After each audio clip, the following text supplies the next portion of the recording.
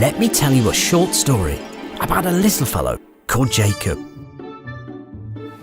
Since he could remember, Jacob always wanted to get a blue cat, but his parents were always finding ways to not get it for him. So, one Christmas, he figured out a way to finally get his dream pet. He would send his wish to Santa.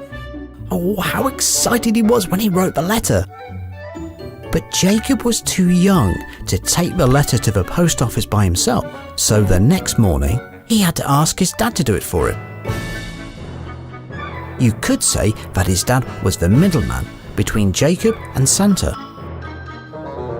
He never imagined that on his way to the post office, his dad would open the letter, read it, and replace the blue cat on the list with a brand new pair of socks. The letter was posted to the North Pole, to Santa and the elves. When they received it, they started working right away, making Jacob's gift. So, that year, Jacob received an adorable pair of socks.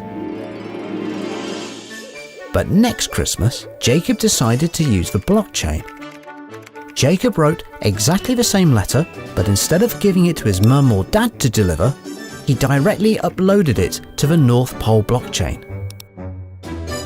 The North Pole blockchain is made up of a lot of computers connected to one another through the internet that all store a copy of everyone's Christmas list. The network is being monitored at the same time by all the elves, Santa himself, and even people like Jacob's parents. Every time a new letter is received, it is saved onto every individual computer, so everyone has the exact same copy. As the blockchain is an open network, everyone can see all the letters, even though it's impossible to know to whom each one belongs to.